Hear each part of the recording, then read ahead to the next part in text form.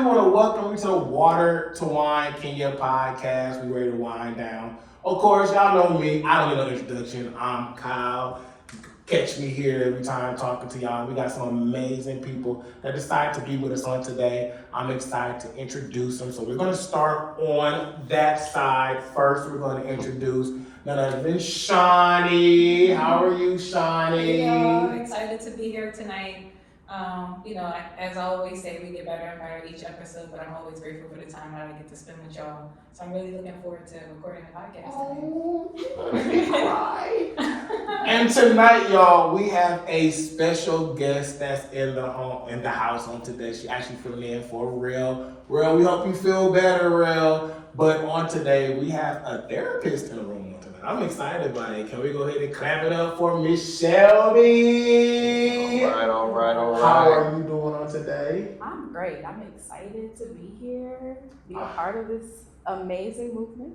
I'm glad to have you. When we was putting everything together, we was like, man, we want to bring everybody from all walks of life in. So that way, we're just not just a podcast that talks about frivolous stuff, but we want something that you can walk away with smiling. So we're glad that you decided to take our invitation. Thank you. And none other, y'all know we got our CEO, Mr. Bossman himself, the strong man. Let's give it up for Chris. Hey y'all, hey, how y'all doing? That's how we doing. How are you doing? I know here. It's been a tough week for you. I'm here. It's tough, but that's why we're here today. So we're gonna talk about it. Now we're gonna talk about it, or we're gonna talk about it. We're gonna talk about it. Because I left my towel at home, so I didn't bring my towel so I can get my eyes together. Because I feel like we probably gonna have a couple of crying sessions on today. So No, I ain't trying to cry. You're not trying to cry? Nah, He's gonna cry. We're gonna make sure you get a tear out of you tonight. And together we all make up to the Water to Wine podcast. So listen, if you haven't had the opportunity, we want you to share this movement, tell somebody about us. Check us out on our Instagram. The information will pop up for you. Please make sure you follow us, drop comments. Let us know if you have any questions. We got a new segment we're gonna introduce on today, so I'm really excited about it. So I ain't gonna tell y'all what it is right now. I'll let y'all know when we get there. There's gonna be a segment where we want to have you guys interact. And we think that is going to be beneficial not only here in the States, but also in Kenya, so we get, both sides, both point of views with it. So I'm excited about jumping right into it. So we're going to go ahead and let's taste the wine. I'm thirsty. Okay. I'm ready to drink. Y'all ready to drink? Yes, I And am. then we got I'm ready to pour up. So we're gonna let the CEO, let Mr. Chris, go ahead and talk about what we're going to be experiencing today. Okay, so another mystery wine. So notice it's in the naked jar, y'all. Okay, so the naked jar. All right, so try and show the regular jar. So this is a regular jar. So that's what all the water to wine products are going to be coming in at. But this is a naked jar because I want y'all to guess what the wine is. All right, so this is probably going to be a new flavor. So I want to get y'all feedback on it. All right. So this one will be our gold label. All right. That's the gold label? This is going. This will be a gold label because it's not in the jars, right? Okay, right. Are they both different? Yes, they are both different. Oh. We don't get to cheat. So I want y'all to try that one first, and then we're gonna switch off. And then we got to guess the flavor and what fruit you used or something? Yeah, you'll never guess this. Oh. Man, I'm a thug at this. Man, let me tell you something. I'm a wine Connor. You said you got Connor. I'm a wine connoisseur. But I had to make sure I remember how you told me that. You told me right. From the bottom. I'm still So out right there. out there, yeah, because you letting so you got to hold from the bottom because you don't want your the heat from your body to warm up the wine. So you swirl it. Okay, you swirl. Smell. So you all smell the aroma Yes. and Smells fruity. sip and drink. And you sip? Okay, sip. Let me taste it. Yeah, that's good. Oh. And This that almost give me like a Starburst time. It's not a fruity candy type. so for full transparency, theirs is dry, ours is sweet. Yeah. So we're gonna flip them here in a minute. Okay. Because I know you like dry. Well, you like all my wine, but you typically like dry. You're not gonna let me listen, full disclaimer, I am not an alcoholic yet. The funny part is he doesn't like dry, but he likes your dry wine. That is Okay, Yeah, okay, He doesn't okay. like dry, but he drinks yours. I'm the same. I do not You don't like dry? I do not like dry wine, but this is good. It was like a 1-2 punch. All right, all It's like right. after you kind of get it on your palate, and then there was an additional taste, which I really enjoyed. So they got the dry or the. They got the dry. They got the dry. It's really They got the good, dry. yeah. Okay, so when. So we got the sweet. He said, "When do we change?" Well, I'm gonna say for this one, I like that it's like it gives me a like almost like a Starburst type flavor, like you get with some candy.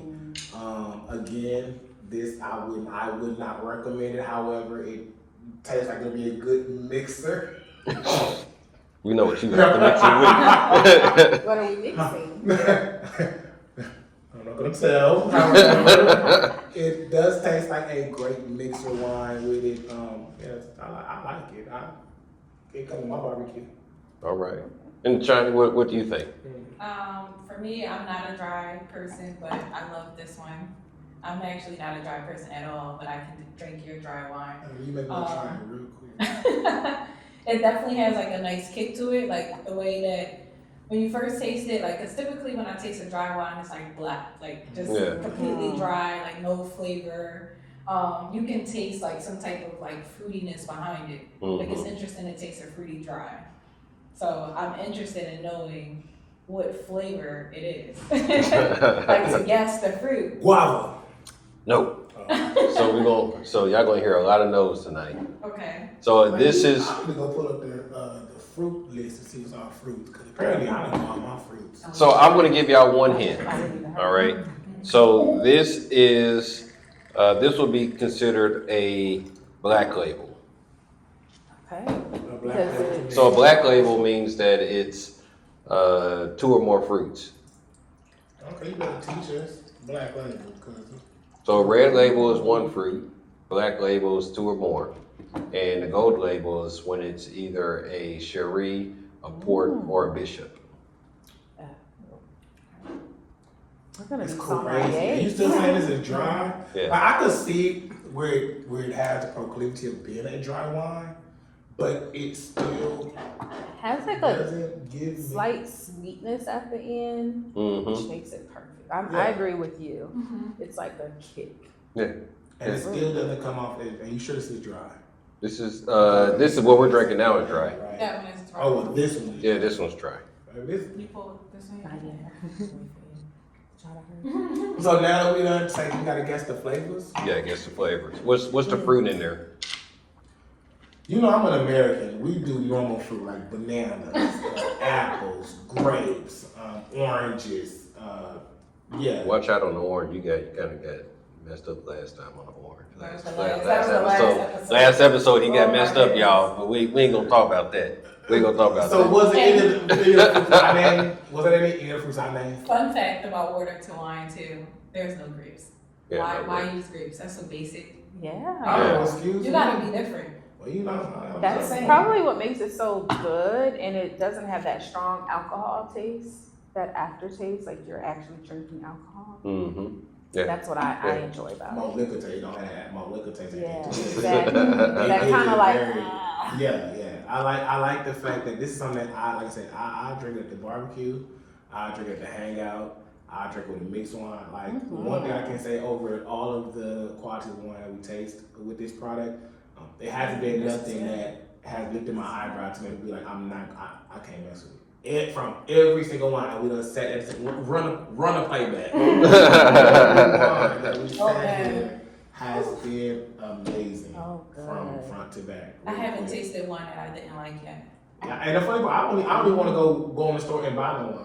I'm just waiting for us because I'm gonna get free sips and it's gonna be really, really, I really mean, if it's good. not water to wine, I don't want it at this point. So I'm I with go you. there, I'm just like, no. So it is coming to the store soon. We have a winner, guys. Mhm. You better grab you a water to wine. I'm telling y'all. So now, did anybody guess the? Did No, we anybody didn't guess the right? flavor. You didn't guess the flavor. You didn't guess the fruit. Okay, I'm yeah. thinking pear. Oh, I'm sorry. No, go ahead, John. Pears. There are no pears in there. Pineapples. There is a pineapple in there. Pineapple. Ooh. Okay.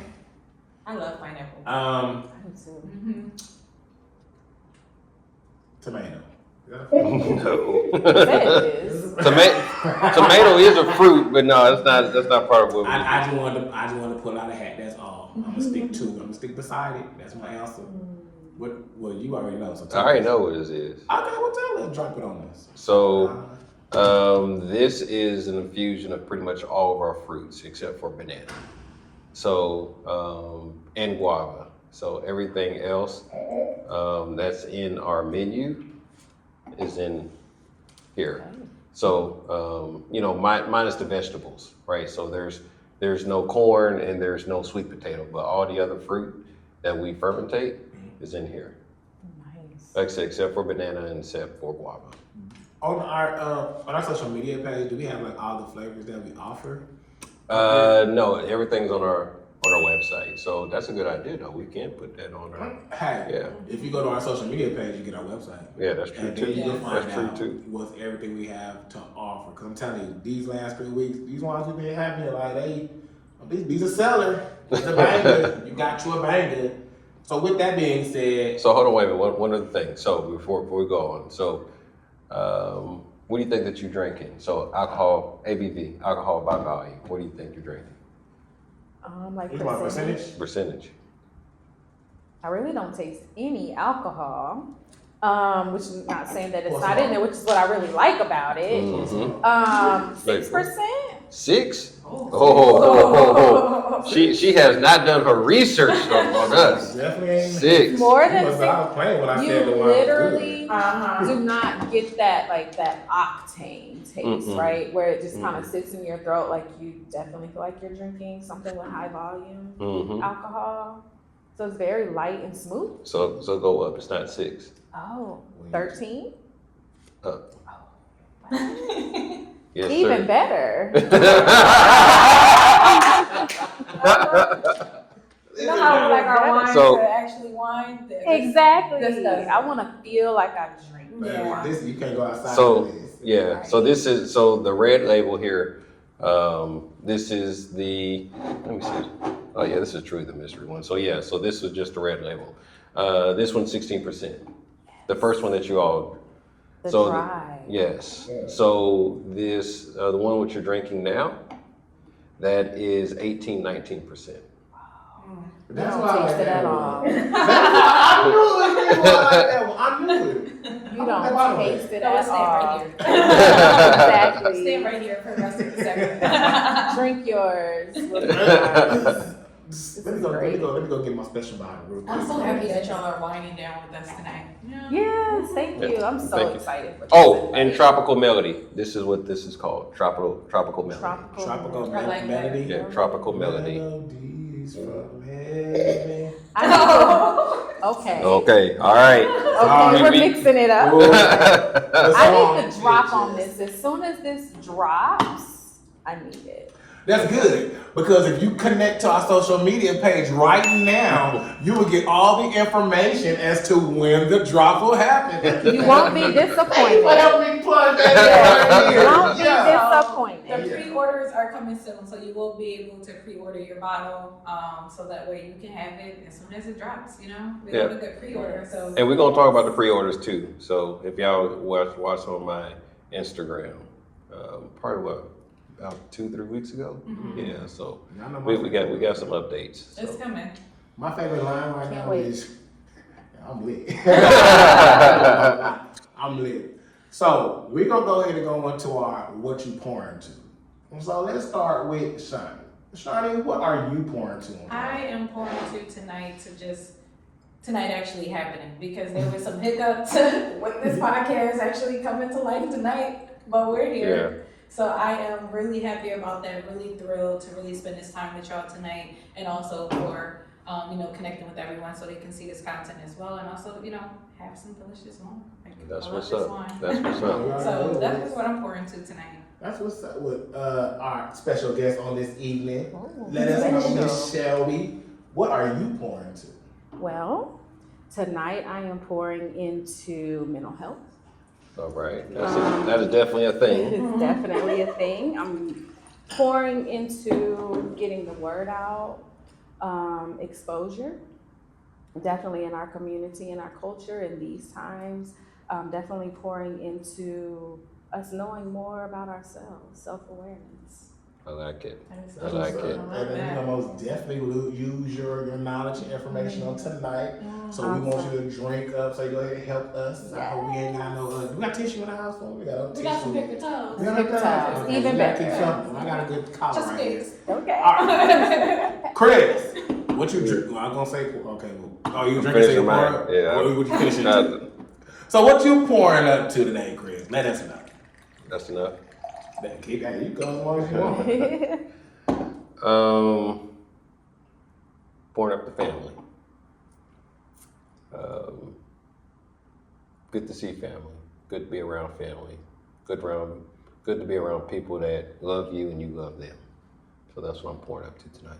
Oh, it's like you love me. You love me. I love you too, Chris. You silly man. Well, let me have this on the point. Yeah, so Yeah, what you pouring? to Yeah, what you tonight? pouring up to? We need to know. You wanna know? Baby, I'm pouring up the Scorpio season! Listen, if you don't know now, you know. Yes, my birthday is coming up. It was crazy because this year, I know y'all know, I will, some of y'all know, but I know I'm a holiday person. I really love Christmas. I really love this time of year is like, it does something to me just seeing all this stuff. And it's really been hard to try to get into the season. And one of the things I've tried to sit there and ask myself, like, why has it been so hard to get to the season? And before I asked the question, I realized that, y'all know I had the now experience going on. I have invited y'all to that we had going on. And that takes a lot of energy within itself. Just trying to make sure everybody's on the right path. And it seemed like I just had a lot of like obstacles thrown at me. Like, this not gonna happen, that's not gonna happen. But even when it talked about the now experience, people were excited to come. And I knew it was gonna be a life-changing event for people. But it just seemed like obstacles came to where I was about to be like, you know what? This not happening right, that's not happening right. Why are we even doing it? Why? And it almost got to the point to where I wanted to not do it. I wanted to just, I literally like almost sank into, like, got into a depressed mode. Because I'm like, okay, what if this person don't show up? What if I play this event and this don't happen?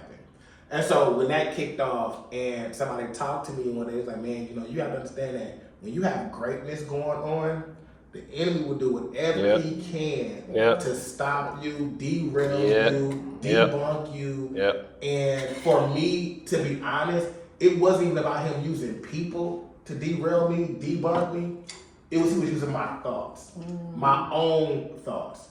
Thoughts that really nobody never said about me. Nobody never said, it was just my own thoughts that was coming up saying, man, this is not going to. I'm telling you, it's been a rough week. It's been a rough week. But it was using my thoughts to where it's like I almost had discord in my family, discord in relationships, just because it was just, I felt like he was really trying to block something, and he realized that my focus was on trying to help everybody else. And he's like, cool, if your focus is on helping everybody else, who focuses on helping you? Mm-hmm.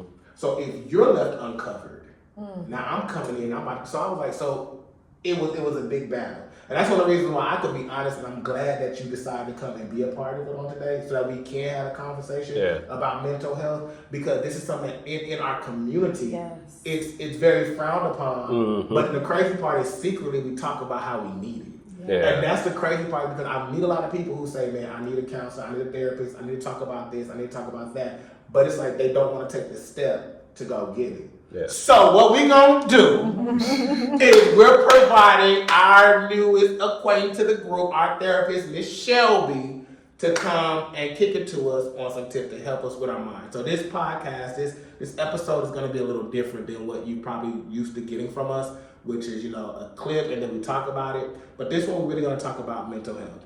We have enough people on this panel to where we don't have to pull no clips off of TikTok or anywhere to talk about it. We can talk about our own situations and have Miss Shelby help us out to navigate it real quick. So we came up with a new topic, and before we get there, what I want to do is I want to break the ice so that we can get into the conversation real quick. The first question I want to ask before we get to our segment is I want to ask, what is a sound that as an adult it makes you smile? Like, what sound do you hear? Like, for me, I'm gonna be honest, the sound for me, I work for a call center.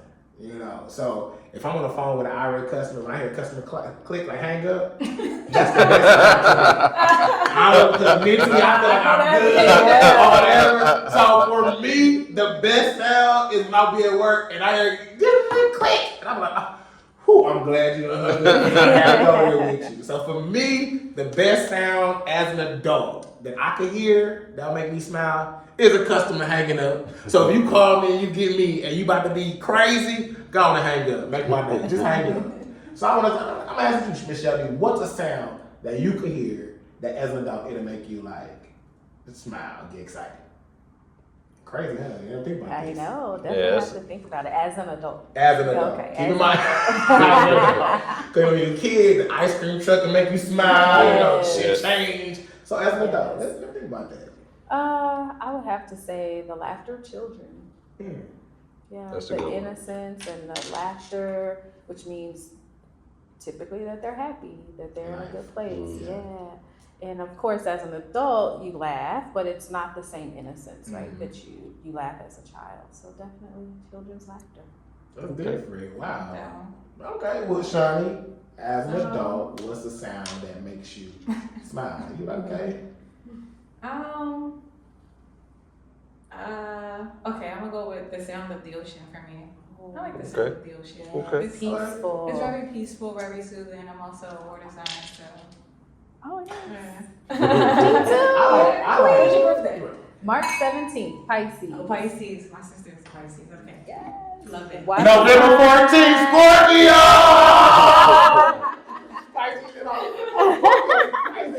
Calm down. Yeah. Can I have my season, please? That's good. No. Water. I like listening to rainfall. Like, sometimes Yeah, I I like can't- that too. I love it. Yeah, I like that. Well, I love it. Like, when it storms over here or whatever, if I wake up in the middle of the night hear the rain, I literally get out my bed, lift all the windows up, and just lay back So in my relaxing. bed. And so I can understand that. Chris, as an adult, what is a sound that make you smile?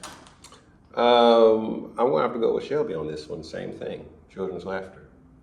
With me being a dad, you know, as long as it's not that obnoxious, like you want to choke your kid out type Type laugh. laugh. Yeah. Why you laugh like that? Yes, I know. But just a good, happy laugh, you know. Children's laughter, you know, especially my children's laughter, right? So that's where I'm at, right? I mean, ask me tomorrow, it might be like the sound of the money hitting my bank account, right? That That part, cha-ching. okay. Now, it brings a different type of laughter with pain. You damn right. Because if it hits on Friday, but you paying bills on Saturday. I'll be still trying to stretch it out, hold it out, tell them, when you say this bill due the third, okay, how many grace periods I got after? Exactly. Like, Yeah. yeah. So you're right. It's crazy I say children laughter. I've never thought about it. I know there's one laugh there's one laugh I can't get out of my head in my barbershop. When I go there and laugh, he got one of them laughs that just irritates you. Oh. Like you like, bro, stop laughing. You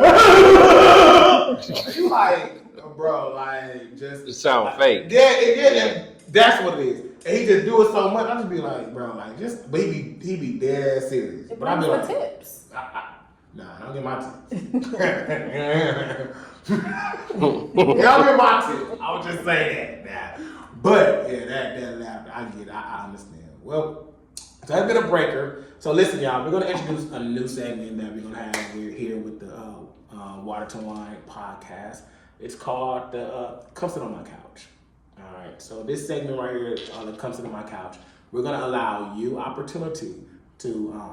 We're gonna start off with our conversations, but later on down the line, you have the opportunity to put comments, Yeah. leave feedback, Yeah. and we will be picking comments Yeah. out of our comment section to talk to the therapist here that we have, Miss Shelby, with what you have. But today on the Come Sit on My Couch portion, it's gonna be us. Yeah, we on the couch. So We on the couch. We on the are couch. about to come sit on the couch with none other than Dr. Shelby. Is it Easton? Easton, not a doctor yet. Okay. Okay. So she's in the It's coming. process. It's coming. Yes. Okay. So we're with Miss Therapist Shelby Easton. And we're gonna allow her to introduce herself, talk to us about what she offers here, and then we're gonna go ahead and drink the wine and sit on the couch. I hope you got your tissue with you, because I think I'm going to have We to gonna go. physically sit on the couch? Ain't no room. I'm too big. I Okay. can't I'm just saying, you said sit on the couch, I just Now, wanna make sure. however, the segment is entitled "Sit on My Couch." You know when you go to Okay. therapy, Yeah. I had that couch you lay down. I've never been yet. I think it's so. funny. I've done I went to therapy, but mine has always been over the phone. So I started going to Really? therapy. Yeah, I went to one in-person session, and it was in my last relationship when we went to couples therapy. But that was one time. What is Outside of okay? What's since you've been there already? What's the difference that you felt with doing in person and doing over the phone? I've never done either or, Good question. but I just want to know. Like in my mind, when I think of therapy, I never really think of like sufficient therapy being on the phone. Yeah. In my mind, I always feel like I need to sit on your couch. I want to lay my head back. I want you to be in a chair across from me with your notepad in your hand when I'm sitting there just snotting and telling you, oh, you think you me? You think you got? Like that's in my mind. We see it on TV, so that's in my mind. But you've been to it and you have both in person and on the phone. Tell me what's the difference. Well, when I say on the phone, I mean like virtual. yeah, okay, You know, well, virtual well, FaceTime. well, you're not laying on the couch, Yeah, so. No, I did like the convenient side of it because the in-person one, it was more of like you gotta be there. The one that I went to wasn't really like convenient from a location standpoint for me, so it created obstacles for me to get there. So I do like more of the virtual. Yeah, virtual worked for me, but I can also understand that importance of that in-person connection. Especially like I know it is in therapy, but in my field of work, when you're meeting with people one-on-one in the financial industry, it's really good to build those relationships in person. So you get those personal connections, you get to pick up on body cues, certain things that you wouldn't see, you know, when we're on these devices these days. I think my biggest fear with dealing with therapy is like I want to go and do it in person, but also I don't want to feel the pressure of being judged. You know, y'all got that thing, I don't want to be judged. But the older I get, the question I ask is that you don't want to be judged or you don't want to be held accountable? Oh, that's a good one. Because there's a difference with therapy. Therapy is not to judge you. Therapy is to hold you accountable for the path you want to choose for your life. Mm. And I think I'm just speaking for me. I don't want to talk for everybody. I'm just talking for me. I think sometimes pointing the finger at me saying this is where you messed up at is what'll run me away from true correction. Because how often do we want to hear in our minds, we think that we're doing the best for us, but to figure out that you're really not doing the best for us. But I do feel like they're still pointing a finger at you virtually too. So is it more of like an in-person? Because I mean, the camera's up. They're still like, you need to do this, or you haven't done it. They're still saying it, but I do. Only because I work virtually from home, so I do all our meetings are very virtual, and I've been virtual for 10 years. I could tune out. Okay. I know how to tune you out of versus me being face to face with you, and you say, hello. Even one-on-one? Where you at? Even on the one, I did doctor's televisits. And I'll be right there, doctor, listen, I'm not trying, this is what I got, tell me prescription, where I go to pick it up. Yeah. I don't need to hear all the preliminaries about what have you changed. So in person, yes, it gets more of my attention because the minute I drift off, that person be like, okay, you're drifting off. You know what? I can tell you don't like what I just said. What don't you like? What is I said that you don't like? Opposed to on the phone, like you said, I think one of you guys said that the body language, you can pick up on the body language. Yeah. Sometimes, you know, in that teleconference, you can't really pick up on the body language. You only pick up on the image that you see right there. You can pick up on if you ask a question, somebody start tapping their hands around, oh, I hit a nerve, or you was cool, but now suddenly your feet tickling. I hit a nerve. Let's talk about it. Now we're gonna stay right here real quick because something in this area. So when I go to therapy, I think for me, I when I do decide to go, I ain't went yet. When I do decide to go, I think I would want to do more of an in person because I feel like they would hold me accountable. But okay, this twitch, this shape. What did I say that caused this type of response? I do think that when you go to therapy and you find a therapist, it's like dating. You got to find the right one for you because it took me a minute to find the right person for me. Absolutely. And I would be curious of your thoughts on some tips that you would share with people when they're looking to find a therapist. Like, what's some things that they should look for when they're looking for a therapist? And that's a good Absolutely. one. So at this moment, I'm going to go ahead and turn the floor over to Ms. Shelby so she can introduce herself, tell us a little bit about the line of work she do, and then we're going to go ahead and dive in and have the conversation on dealing with grief recovery. That'll be nice. a great conversation to start out with dealing with mental health. So, Shelby? Tell us about yourself. Hello, my name is Shelby Easton. I'm a licensed professional counselor supervisor. I've been a counselor for 10 years, or therapist for 10 years. I've done from addiction counseling to trauma counseling to play therapy with children. You name it, I've done it. Marriage counseling, couples, divorce, separation, you name it, I've done it. I've worked in the hospital field, psychiatric hospitals. You learn a lot there. You get a wide a range of just different types of mental health disorders. Mostly people in the hospital have, depression, anxiety, bipolar, schizophrenia, schizoaffective, etc. So it's just been awesome to be able to work with that type of community because I feel that they are the ones that need you the most. However, there are also populations within, our community that need therapy, that need medication. There's absolutely nothing wrong with medication. There's absolutely nothing wrong with therapy. It is definitely there to help you get to the next level, right? Just self-disclosure, even though I am a licensed therapist, I go to therapy myself. I go every other week. I know that there are some people that believe, once you sign up with the therapist, you have to go every week, but I go every other week. I started out weekly and then I bumped it down to every other week. So it is definitely, you can tailor your therapy to your needs, right? Similar to Shani, I have been in person with therapy before, personal and professional, and I also do virtual. Right, so I see my therapist virtually because she's not in my area and I feel she's the best.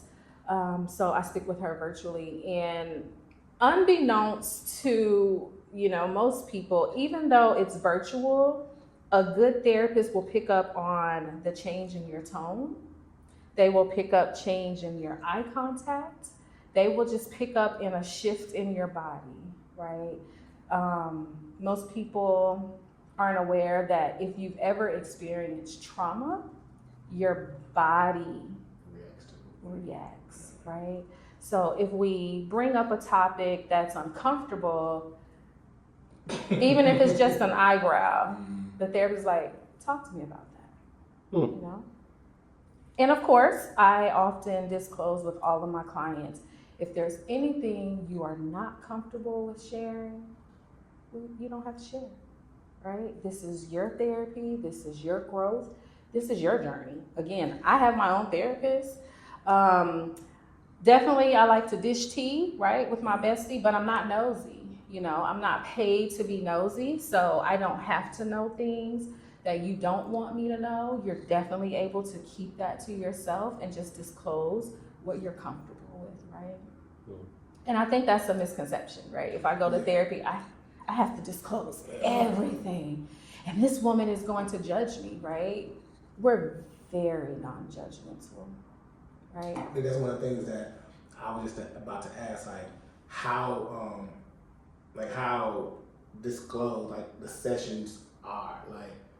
Are you even able to talk to other people about what we talk about on a therapy session? Absolutely not. And that's one of my biggest fears about why I haven't necessarily stepped into a therapist's office because, like Shani said, I want to make sure that the therapist I have is going to be the person for the right fit. I want to make sure that you're not going to judge me, that you're very acclimated to my lifestyle I have, that you kind of catch, my drift, but also hold me accountable. But also, I'm not trying to have you to go out with your homeboys or homegirls on Friday night and say, let me tell y'all about such and such. Because I'm that person where if you come to me and tell me about, let me tell you about my day today, and I go on Instagram and see somebody say the same thing, I'm like, how did they find that out? Let me see y'all connect real quick. Ooh, so this is the person. Oh, you talking about? Yeah. So that's one of the reasons why I'm like, okay, well, let us know how secure or safe it is as far as with practicing in therapy.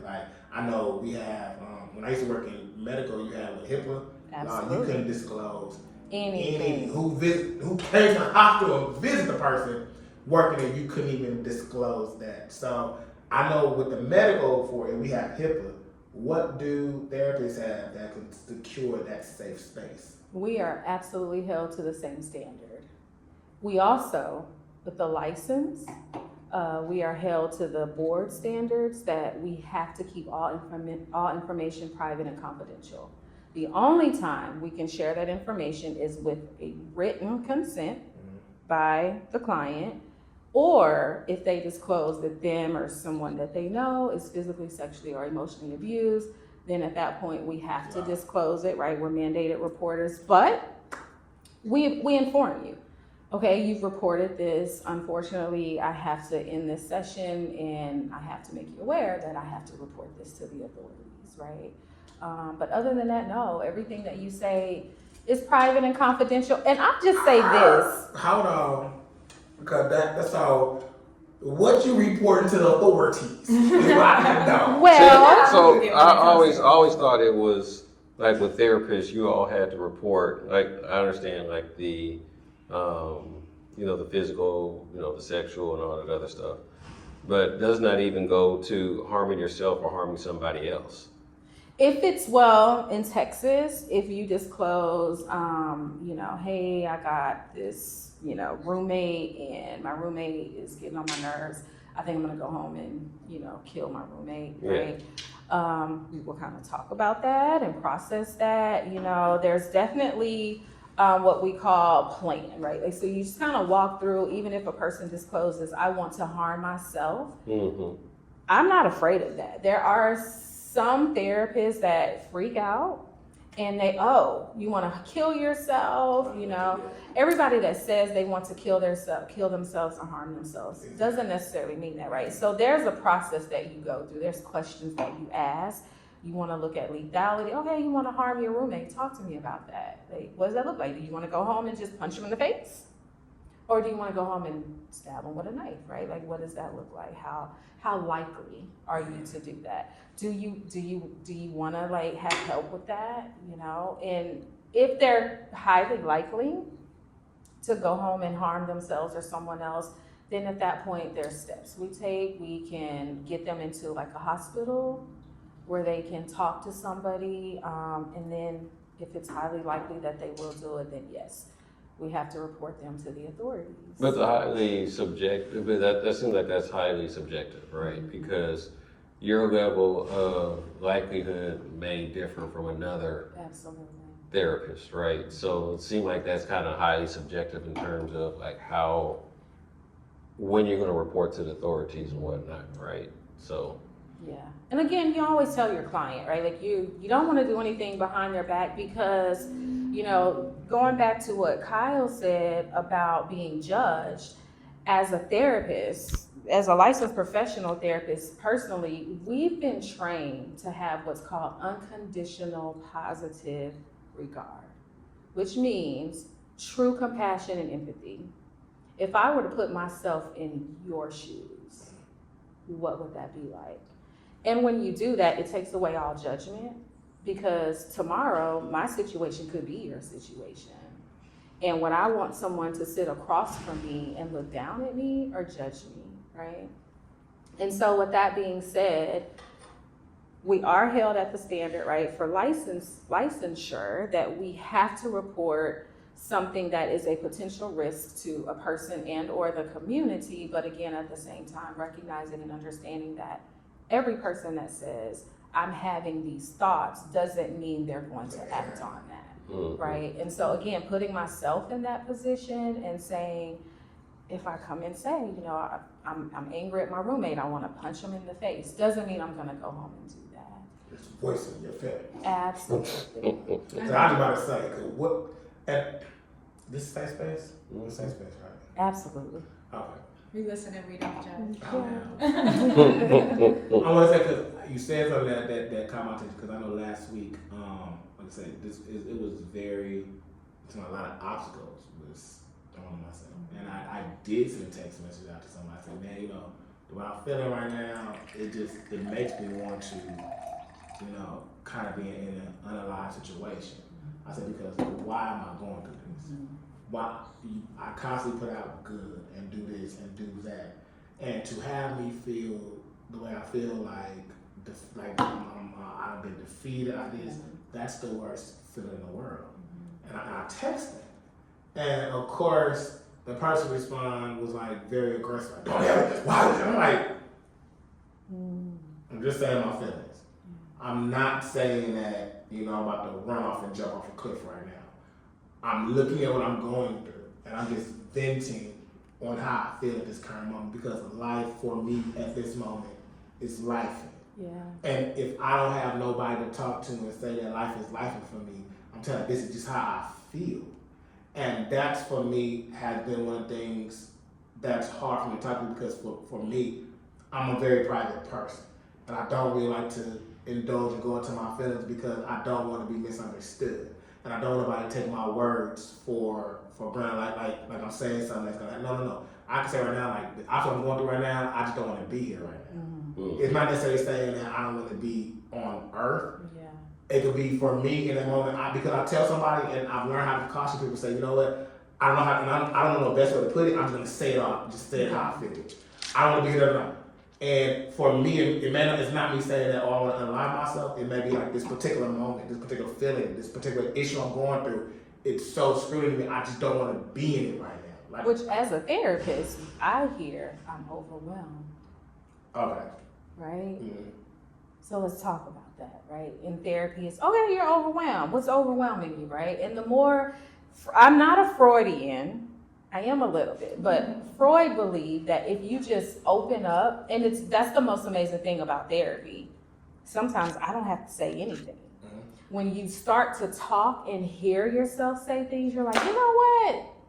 I don't want to take my life. I'm just overwhelmed with the life I had. Mm-hmm. Okay, let's talk about that. And the more you talk, you realize, well, you know what? Maybe I need to get out of this relationship. Maybe I need to change my job. Okay, what would that look like?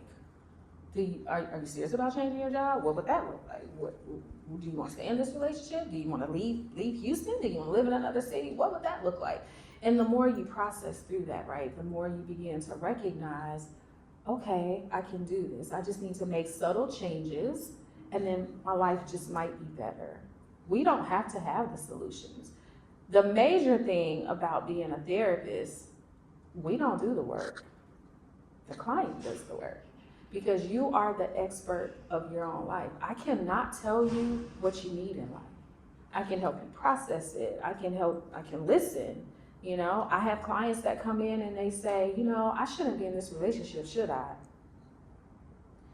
Tell me. So hold on. So I want to back up. So you said something kind of profound there, Kyle. So when you opened up to that individual, and for lack of better words, they scolded you, right? They said, don't do this, don't do that, blase this, blase that. Did that change your view? And I'm not trying to put you on the spot. So if you don't want to share, you don't have to share. I'm a thug. I ain't never scared. Dug it out. Did that make you look at that individual in a different light and saying, well, now I know that I can't say certain things or do certain things with this individual because the type of reaction or the type of comfort or being empathetic and sympathetic is not going to be with that particular individual, and therefore I'm not going to share as much as I used to now that I know that I can't necessarily get the emotional comfort that I'm looking for this person. It did, because I felt that I felt that you didn't take time to really process and ask me the appropriate question. And you being somebody that's close to me should know whether I'm holding that as a sincere. The likelihood, like she was just saying. Opposed to you just saying, okay, let's talk about it. Because the you that's normal, you don't get like this. You're very upbeat, you're very positive, you're very this. I've never encountered this, and for me, it did put me in a shell, and it did make me be like, well, damn, can I not tell you as much or whatever without you jumping the gun, trying to already make me feel bad instead of you trying to sit down and get in the dirt with me and understand what caused you to feel like this, what's overwhelming you, what obstacles are hindering you. Now me, My background is, like I tell a lot of people, my background is, of course, I work in ministry. Okay, so I do preach, I do stuff. So for us in my line of field, a therapist for us is like, it's very, very, like, we don't even really, our preachers don't even really go to therapy. That's the crazy part. Jesus is their And we, therapist. right, and we're the main ones that I figured out we need therapy. We need to sit at somebody's couch and say, just talk, because that's a lot. When the world's looking at you as to what to do next, and you don't have nobody else to either, just, not necessarily like you're looking just to relate, it's like you're forced to be in a box, you gotta hold everything in. And in my line of doing ministry, to be transparent, like before recently, like, and I had to do my work within a year, before I started doing my work, I used to be a work person that held everything in. And I wouldn't go tell everybody, because I feel like if you knew I was going to therapy, then you would question my calling, or you would question who I'm called to be. So it was like if I went to therapy, or I felt like if I went to therapy, I had to do it under wraps without nobody either saying, "Oh, so you see a therapist?" And I'm being transparent. Because people assume if you see a therapist, you are crazy. You're crazy, or you're not in your right mind. And I'm being so honest. That's the thought that, or the stigma that a lot of people would give. And then for me, in the role that I played, again being a preacher, I have people come to me. And I ain't talking about like kids. I have adults, people in a relationship, coming to me. I got this going on in my life. I got that going on. My man that cheat on me. How do I handle God? What I do? God didn't give me this, so how do I handle this? And it's a lot for me to process when I have to be like, okay, well, hold on, because I got my own thing going through. Case point proven. It was a situation going on, and one of my friends said, "Hey, you need to reach out to this person and check on them. They're going through this." And at the time, I was at a point I was going through some stuff, and I said, "Wait a minute." I said, "Who checking on me?" Yeah. Y'all so quick to tell me to go check on this person, check on that person. And the only reason why I feel like, I can't get mad, let me do my voice. And the only reason why I feel like, I love the emotion. I love it. I love it. I'm taking advantage of this. I'm taking advantage of this. So y'all gonna see me firsthand sitting on the couch. And the only reason why y'all telling me to do this is because of who I'm called to be. Yeah. But none of you are taking into consideration that when I put that aside, I still have to deal with everything I do, which is life. I still gotta pay a bill like you gotta pay a bill. I still gotta call and make payment arrangements like you gotta make payment arrangements. I still gotta figure out this economy with the president, just like you guys gotta feel like this. You know what I'm saying? So at some point, I'm like, when do the person sit down and the person y'all always go to for help, you sit down and say, let me understand. And that was a breaking point for me that I had. I was like, and that's why I'd be like, man, sometimes I just wanna just go ahead and walk off, because if I'm checking for everybody else, who's checking for me? I think also when it comes to those things too, just like thinking about it, right? There's the emotional intelligence side. Like everybody got the IQ. Yes. SQ, spiritual intelligence, EQ, emotional intelligence. Not everyone is built to be able to process those things. So sometimes that also comes from an emotional dumping standpoint. Like, do someone have the capacity to hold that conversation or even listen to you? Maybe they don't have the capacity to process it. Exactly. Sometimes I'm not gonna say sometimes, all the time, I pick and choose who I confide in when it comes to those things, because at the end of the day, if someone doesn't have the emotional intelligence to understand what it is that you're going through, or to have a conversation, they don't have to exactly understand what it is that you are currently going through, I'm not going to talk to you about it. So I think it's also discerning those things, which also goes back to deciding on your therapist that you're going to go to. So I would also be curious of your thoughts that you would share with anybody else too, of when they're looking to choose a therapist. Because it's kind of like dating, like finding the right person for them. And you hinted on it as well when you mentioned, like, is this person compatible with me? Can they understand what it is that I'm going through? And I think that also goes into friendships as well, in any relationship that you have, because we put people in different buckets and categories, but then understanding where they are at in life and if they have the emotional intelligence to meet you there. Because sometimes they don't. And kind of slightly pivoting, so with friendship, right, and relationships, there's a season. Take a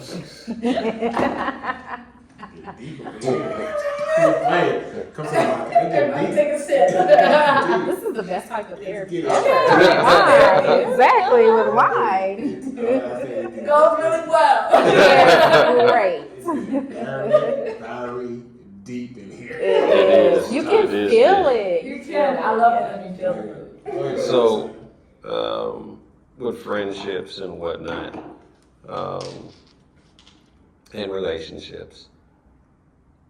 I think you have to reevaluate, and kind of what you're almost doing just a few minutes ago, Kyle. Reevaluating who's in your inner circle. Some people are here for a season, and some people are here for a lifetime. But you have to determine who's there for that season and who's going to be there for that lifetime, because not everybody, people mature, people grow, right? And just because you don't see things the exact same way as your best friend did years ago, doesn't make them a bad person, doesn't make them a mean person. Their experiences, their life struggles and successes is going to mold who they are. So the person that you were best friends with, maybe even a year ago, may have completely changed. And some folks, they look at that and they think that, wow, like they get this feeling of emptiness, right? Because this was my ace boon coon, this was my homegirl, this is my homeboy, whatever, right? And you start seeing that your circle is maturing. And sometimes your circle is getting smaller, right? The older you get, it Yeah. definitely gets smaller. Yeah. Yeah. And I think we have to understand that just because your circle is getting smaller doesn't necessarily mean that you're becoming weaker. How do you get to that understanding part is the question. Like, golly, am I on the couch? I don't mind. Sip your 'cause wine. me. Sip your I'm wine. lit. What I'm I saying, had an hour, my friends. how do you, Oh. It's been an hour already. We are at an hour. That went fast. Just saying. Which brings me to my next point is like, how do you deal with grief from a therapist point of view? Like losing things. That's one of the things that I know I have a problem with. I hate losing stuff, whether it's people, keys, cars, money. How do you unpack that level of grief? It's a good question. I typically like to tell clients that if you say deal, that is almost as though you're just shoved something shoved in your face and, I just have to deal with this, right? I like to say cope, because I feel that's empowering, that gives you power, that gives you some insight into how am I going to cope with this situation, right? How am I going to cope with the grief that I've been given? Because a lot of times with grief, it's not something that you choose, it's something that has been given to you. And instead of shoving it in your face and say, oh, well, you know what, just deal with it. You still got to go to work. You still have to show up in your relationships, deal with it, right? It's cope, right? And so the way that you cope with it, I typically say, you have to look at it and say, what tools do I have and what tools do I need? Okay, therapy could be one of those tools, like you mentioned earlier. However, it could be something that you have already at your disposal. I'm very spiritual. So if there's something in my life that I'm struggling with that I feel I can't handle, I take it straight to my higher power. Okay, give me the insight, give me the discernment. What do I need to do with this situation?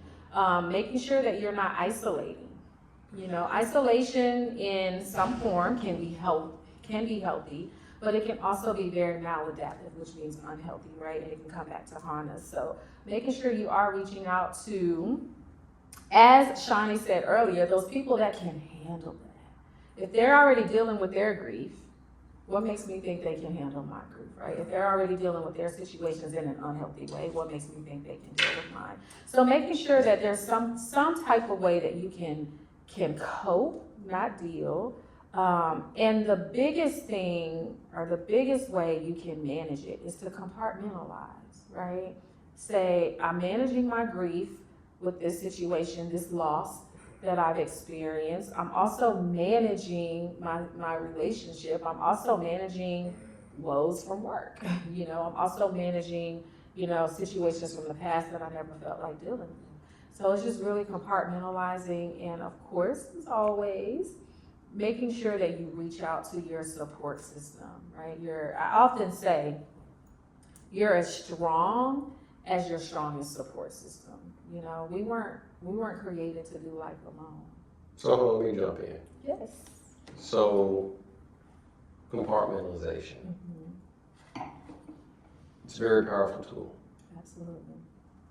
However, my therapist, he said, Chris, you have a uncanny ability to compartmentalize things.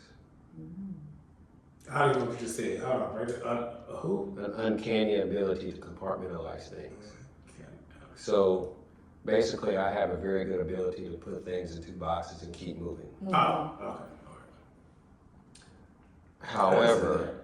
However, when you compartmentalize so much, you don't realize all the boxes that you have. And so kind of making a visual, right? If you're in an apartment, you have all these boxes, and you learn how to walk around all these boxes. At least for me, you don't realize how many boxes you have until it's too late. So, at least from my standpoint, so I hear what you're saying with compartmentalization, but from my standpoint, I have to be very careful with that because I know how to do it so well, and then I realize that I'm overwhelmed, and I don't even know that I'm overwhelmed. And with men such as myself, we already have a small circle.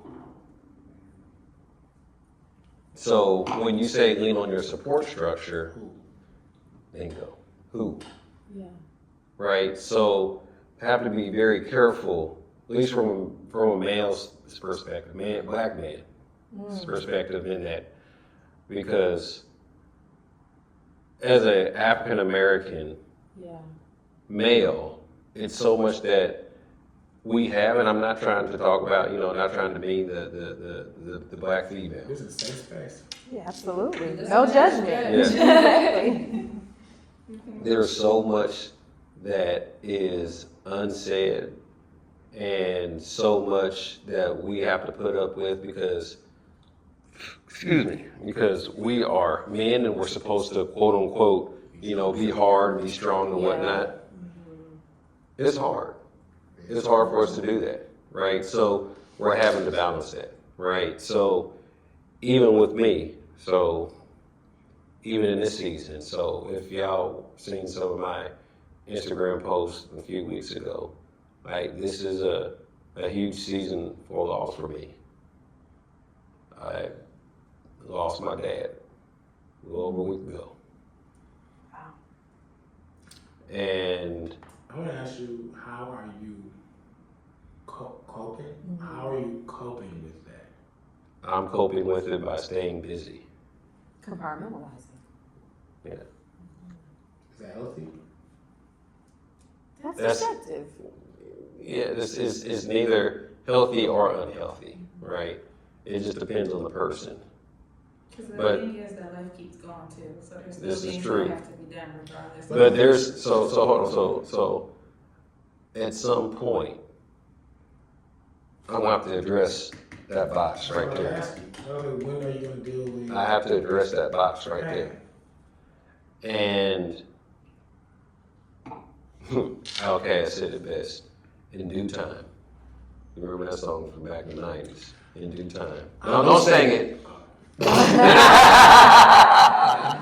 I know he No, exactly. In due- No. So this has been incredibly hard because if somebody would have told me a year ago, because some of y'all know what I'm going through on this panel, right?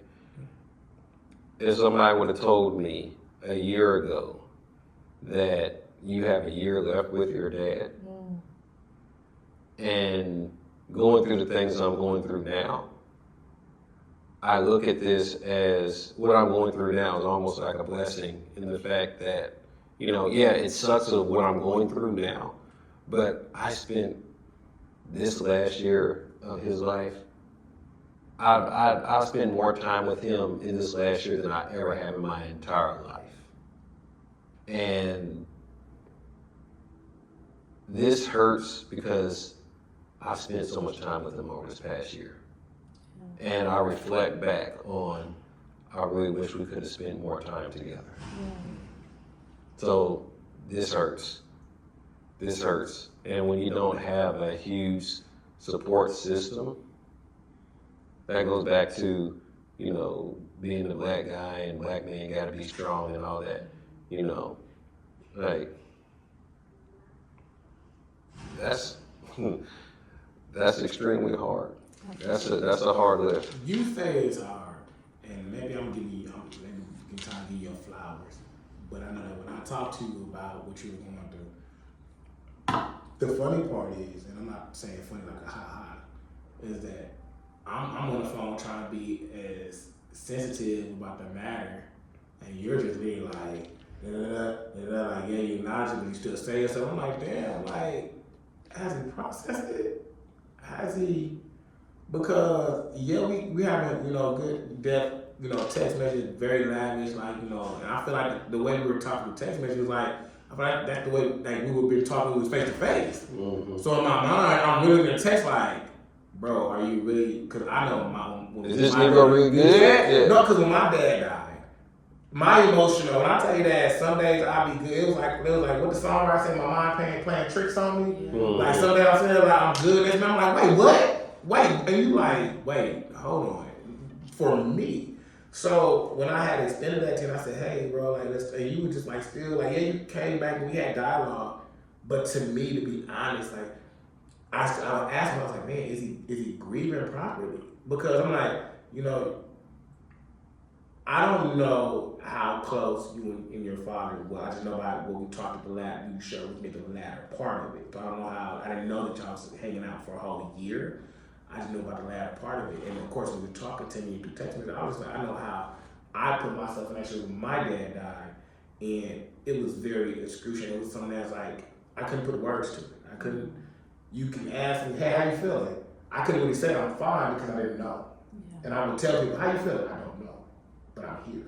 So here's the funny part. So watch this. So when people ask me how I'm doing, I'm just straight up, I'm like, I'm not good. Good. Being honest. And when I say that, they want to talk, I just shut them down. So that's the bad part, right? Because kind of like you, Kyle, I'm a private person, and being Aquarius, we don't let a lot of people in. And there's been some times I've been weak, and I wept, and it's like you gotta straighten up and fly right, because like you ain't supposed to be crying like that. Vulnerable, right? It's hard to be vulnerable. And the closer that we get to Saturday, so that's when we're putting, well, for all intents and purposes, putting them to rest per se, the harder it is, right? And I'm glad that, and y'all, Uncle Punch is here. So if y'all follow me and whatnot, yeah, Uncle Punch is here. So shout out to Uncle Punch when you see this. He's one of the support structures that I have, but I also know that support structure is not going to be here for a very long time, right? And just seeing him, that's enough. But I also know that he's not going to be here, for a very long time, right? So I'm kind of soaking it up with Uncle Punch, right? So, yeah. Which I can't wait to tell y'all why Uncle Punch got his name Uncle Punch. That's a whole nother podcast. I finally found out. So the question I have is, after you hearing that from him, from a therapist's point of view, how would you console or maybe the process to dealing with that level of grief. He said some profound things as far as when he said that, because I don't even do it. The first thing he said, I was like, oh, damn, you said that? Was, I'm not good. Yeah. And I don't know. How you doing? Great. I'm Good. I'm good. Everything is still standing. What's up? So. But that's the difference between Aquarius though, because we have What y'all say? Because Scorpio season, what y'all say? What y'all say? most Aquarius is we try to be truthful and honest, right? Very. Try. Very. Trying to say Scorpio's not truthful. Yeah, that's exactly what I'm saying. Not like Aquarius. Just saying. Definitely not like an Aquarius. So with me saying that, in my mind, I'm telling the truth, but I'm also shutting you down. I'm keeping you out. Exactly. Right? Like you're still a little guarded with that. Definitely understand that. And to kind of answer your question, as well as to go back to what Shawnee said earlier with the emotional intelligence, people are going to try to give you what they think you need versus asking you, what do you need? But as an Aquarius, you know we're not going to say, I don't need we're not going to tell you what we need. I'm good. I don't need anything. Yeah. Right? But at least they're asking. Yeah, and at least for me, I take that to heart. At least you're asking. Yes. Right. Versus just giving you what they think you need. And in your mind, especially as an Aquarius, they don't know me. Because what did I hate to hear about what going is, I understand what you're going through. And you can never. The thing when my dad died, what I hated was, I understand what you're going through. I hated the phone calls. Just checking. Oh, the phone calls are terrible. Oh my God. And then because my dad was, a prominent pastor back home, I got tired of scrolling through Facebook and seeing the laities post clips of their family. Because I was like, you know what? I just shut down. Like, I don't want to see Facebook, I don't want to see Instagram, I don't want to see nothing right now. Because I get it, y'all lost this, this pastor y'all, but I lost my dad. And that's the thing that when my dad, I broke down because I feel like people were so insensitive. With the stigma that black males already get when it comes to being a father, and I can sit back and say that my dad was a great father. You know what I'm saying? So to lose him, I don't have that hate to be like, I lost my Superman.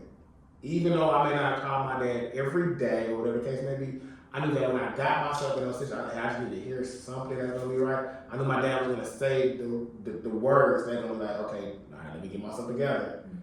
And I found myself, he died in 2020, I found myself now in 2025 that I have to hold on to those still voices of what he said to me when I was a kid, when I was out there acting crazy.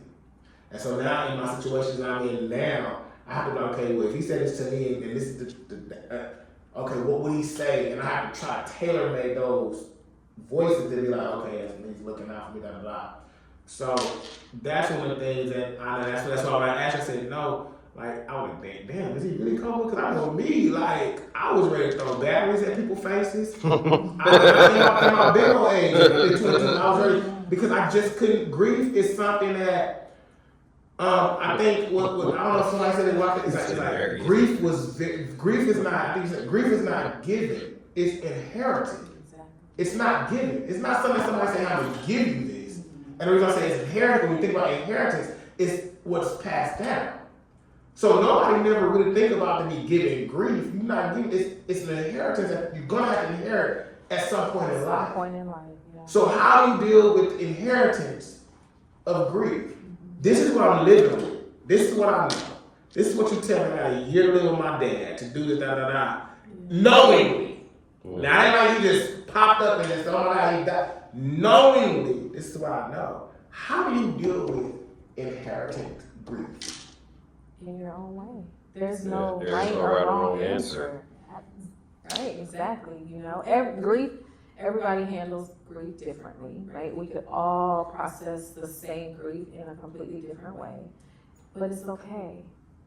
However you process it, it's okay. We're gonna most definitely have to get you here on another topic. Absolutely. Well, I think you're going to be a returning champion, right? So Absolutely. Well, she won't tell you because we got a segment. Yeah. The only reason why I say this is because what I want to deal with, or the next time, whatever we get, I want to deal with unpacking grief. And I want to deal with what grief looks like. Because we could talk about grief, but let's unpack the general. With grief, grief deal with shock. When you get a news, grieving, no, such as gone. The first initial thing, you got shock. Okay, I'm shocked. The processing grief. Next thing is, okay, what I'm gonna do. What I'm gonna do. Then you got the without this thing, right? So what I want to do is on the next time when we have you here in the Shelby, I want to deal with unpacking the levels of grief, so that we could possibly teach people how to move past the best way possible with that area of grief to what we can do. And I feel like this has been a great topic with us here. And you guys will get more of the Come Sit on Our Couch segment because we thank you. Yeah, thank My you. pleasure. Thank you guys for having me. Thank you. I think this is the opening of you connecting and partnering with Wine to Kenya. Water to Wine. Water to Wine. Man. And I'll also add too, like the other thing that I'm also interested in unpacking with you too, like we also talk about grief when someone isn't here, but also grieving someone that is here. That is here. That's another thing. That's hard. There's Yeah. people that's here where it's just like, okay, I have to release these expectations of certain things or release the relationship, whatever it was. So I think that would also be another powerful topic for us. Absolutely, and I can share from personal experience.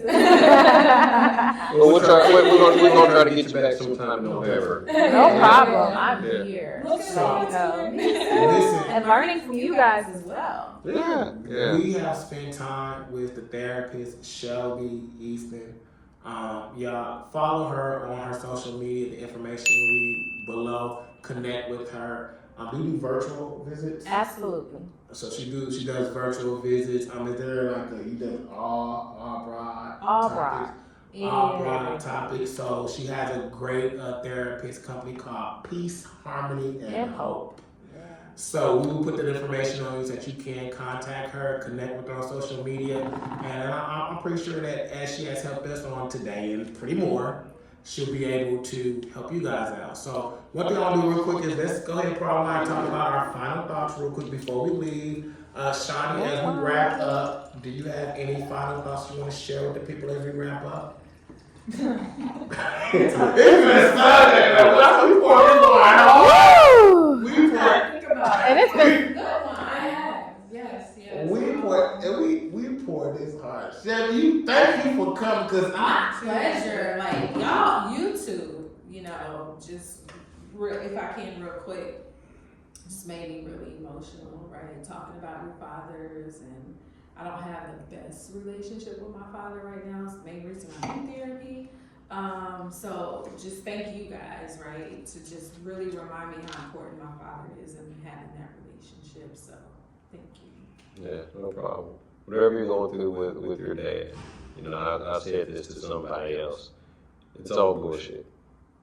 Because at the end of the day, when they're not here, everything that you have thought about, talked about, that person is no longer here. And things that you wish you could have said or things that you didn't say, you can't say those now. So mend those fences as much as you can while you still can.